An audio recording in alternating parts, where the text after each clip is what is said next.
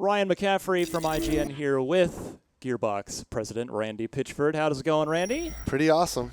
We are here to check out Borderlands 2, and you're going to take us on a little tour of the skill trees. Yeah. Hey, this is interesting. Whose save game is this? This is our reviewer, Anthony Gallegos. Let's sell all his gear. What do you think? No, let's not do that. He might not appreciate that. Let's not do that. So what I've done is I've just sort of fast-traveled to Sanctuary, which is one of our hub towns, and I figured we could check out some skill builds. We'll look at this character first since this is the one he was playing. Let's do it. Look at the skin he's got and the custom head. Guy looks pretty cool. It's pretty awesome. Yeah, there's customization in Borderlands 2. Let's see what kind of gear he's beaten the game with this particular save. This is he has completed it once. Okay, so he's far. done his first playthrough. He's level 34, about halfway through. So all right, let's see. All right, so let's look at the skills. So Axton is our Commando, and yes. The Commando is a soldier type, and he can create a Saber Turret, which is this kind of deployable machine that he can build in front of him that will construct itself and do damage. And there's some other kind of abilities we can build on it. So let's take a tour of a skill tree. Yeah. First of all, if I look at the overview here, we can see that there's 3 different trees: Guerrilla, Gunpowder, and Survival. Looks like Anthony likes the Gunpowder tree. Yeah, he does. He's built down that a lot, and he's put a few points in Survival there. Increases health a bit. Obviously, Survival is what you'd expect. It's about mitigation. This is good for if you want to be a tank, if you're playing co-op, or if you just want to improve your survivability. There's certain boss fights and certain challenges in the game where a survivability build is really cool. And although he's committed down to this Gunpowder tree, I will show you that using this type of device right here, you can also reconfigure your skill points. I'm not going to respec just yet, but if I wanted to respec, I can reset the skill points for a small fee. He's got over 117 grand. This only costs us about almost 5 grand to do it.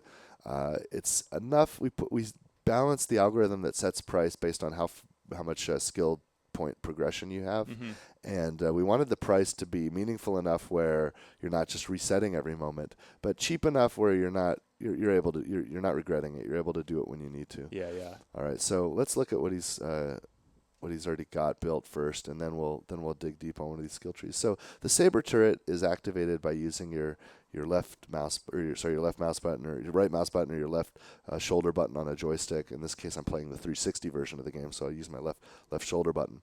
And the Saber Turret will just manifest itself, digistruct in front of you. He'll throw out a little tool. It's like almost a grenade-like object that'll assemble it. In fact, I can demonstrate it right here. That'll go over well in town. Oh, he's got the nuke. And that's Anthony V2's Saber Turret. And I'm going to reclaim it and you can see it digistruct out. So that's the basic skill upon which all things are built. Now, down the Gunpowder tree, he's got a lot of damage-dealing kind of opportunities here. Basic kind of stuff that increases damage. These earlier skills kind of get you used to the idea of skill points affecting your skills. He's got this maximally built out, so his melee damage has increased quite a bit, and his gun damage is 20%. 20% gun That's damage. A pretty strong boost. Right out of the gate, you get a strong advantage just by building that out. This is neat for players that like to do kind of dynamic configurations. If you have you want to very quickly swap from like an elemental damage gun to a rocket launcher or sniper rifle, or if you want to go from like shotgun to SMG or something. So you have different weapons in different spots. Getting some expertise is good. The more expertise, the more skill points you put in expertise, the faster you'll be able to swap weapons. The faster you'll be able to aim that weapon. And aiming, of course, is this action. Yes, down the sights. That can be there's a number of different ways to build that speed up, and that can get really fast with this skill and with some of the other augmentations to that. And movement speed, look at that. There's actually a movement speed buff. You can run faster. So sort of a quick strike warrior here with this Commando. Yeah. So he's only got 1 point in that, which gives him a little bit of help, but not too much. You want to, if you like to play co-op, you want to be careful unless you're kind of like a griefer, going too much with expertise if you play a lot of co-op, because you'll find that you're always outrunning all of your allies. Now, for some of you, you'll think that's a great thing. That means I'll get to the loot faster, and I can always be the first guy there. But when you leave friends behind, you can make them feel bad. So if you're a kind player, you'll want to match movement speed. Now, this is a neat what's called a kill skill. And a kill skills, notice how it's a hexagon icon? Yes. A kill skill will give you a buff every time it activates. And now there's a little tray that'll show up right above the experience bar there, and little icons that show these various buffs that you can get will appear above that experience bar. And that's new to Borderlands 2. And so if you get a kill, in this case with Metal Storm, your rate of fire will increase and recoil will go down. So you'll have less of an impact from weapons kind of rising as you're firing a lot of bullets, and as your rate of fire increases. And you can see it's a quite dramatic effect at maximum build there, plus 60% fire rate and 75% recoil reduction. So that's a really valuable kill skill if you are a precision shooter.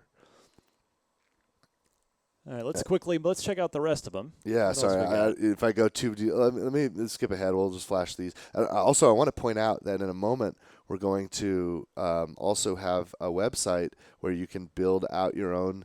You can do your own builds, configure your own builds for all the characters. I'll mention the longbow turret. This is a really neat, what we call a game changer. When you have a longbow, it actually allows that little object that creates a turret to be thrown at almost an infinite distance. And that's really neat. So to demonstrate that, normally the turret would only be constructed right in front of me here, but since there's a distant object there, let me point way in the distance, and I'll create it, and it'll longbow it, and it just makes the turret summon way out there. Nice. Notice how there's a giant nuclear explosion every time I bring it into existence. That's because of this skill. The final skill is Nuke, and yes, it creates a nuclear blast. Does a tremendous amount of AOE damage. Very useful for crowd control. I love that. Lights people on fire. It's awesome. Some of the other skills here. This is just the catch-all. You are more awesomer when you have this. Mm-hmm. This is another game changer. You're down, you're in fight for life. Guess what? You can throw grenades. You can also get more benefit from explosive damage from rocket launchers. And that'll save you a lot of time having to respawn that skill. It will. And look at this. This is an interesting situation. This is this particular skill. It allows him to do more damage with his various weapons, but he's actually got a class mod. You can see the note at the bottom of that title card there. He's got a class mod, so let's go over to the inventory and we can look at that class mod that he's got equipped. And you can see that the flavor text there says it adds +3 to Battlefront. So this particular class mod is actually making one of his Commando skills more effective. So even though he's only spent 2 points on it, that's why it's orange. All the way up He's to 5. getting up to 5, and he can continue to spend the 3 more points and actually take that skill up to 8. So he can go above the normal constraints of that skill by using the class mod augmentation. And there's some really clever builds that find rare class mods that boost certain skills up. You can have some really kind of cheater builds that are great for some specific circumstances, depending on which things. Now he didn't take steady. So he's probably more interested in expertise for the movement speed than for the recoil and the other adjustments. So that's interesting, and didn't take duty calls either. So he probably doesn't like the fact that the bonus only applies to non-elemental. We've got some other skill trees here. Yeah, let's take a look at the other two real quick. Is a lot of defense here, increasing shields and regeneration. Lots of things that are designed for survivability. This is a kill skill in the survival tree where if you get a kill, your shields very quickly regenerate. That's handy. So you can imagine being effective in combat improves your survivability. Sometimes there's boss fights where the boss is really powerful, but there's these little weaker adds kind of running around. So get those adds kind of low, and you can have them handy for if you're taking a lot of damage from the boss's special moves. Get a kill skill on one of those little adds, and then you'll get that regeneration happening while the boss is doing his throughput on you, and you can kind of time your kill skills with that. I love the Phalanx Shield. This skill is really awesome. It actually creates a energy dome around the turret, like probably about 30 yards around the turret. Wow, like a Halo bubble shield. Yes, exactly. Multiple players can get inside, and it's very effective at mitigating damage. It's a really useful defensive game changer. And there's some protection against status effects. This helps you survive if you're in fight for your life by increasing the amount of damage you can do. Let's see here. This is awesome. This reduces the cooldown of my Saber Turret, so when it's fully built, you'll actually be able to use your turret much more. And when you think about the fact that you've augmented your turret likely with Phalanx Shield, you're going to be constantly having this really powerful defensive base that you can set up for you or your team if you get the Resourceful plus Phalanx Shield. I also like Maglock, which allows it to be kind of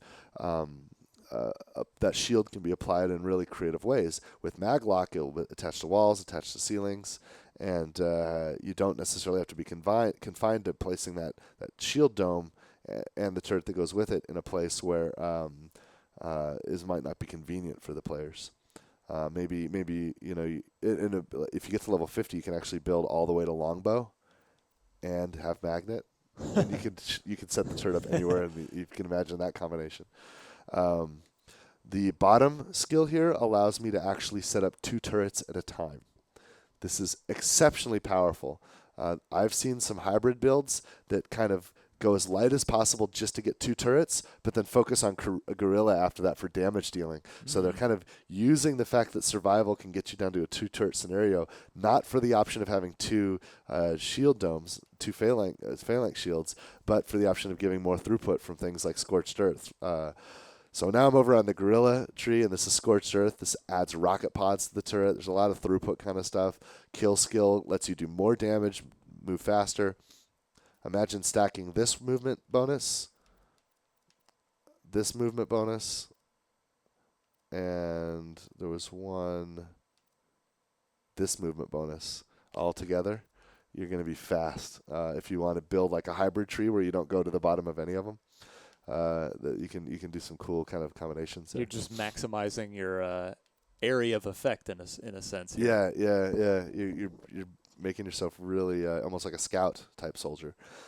So this is a neat one for more throughput. Grenades can be very, very powerful in Borderlands 2. If you played Borderlands 1, the grenades just barely scratch the surface. We've gone nuts. There's so many amazing grenade types.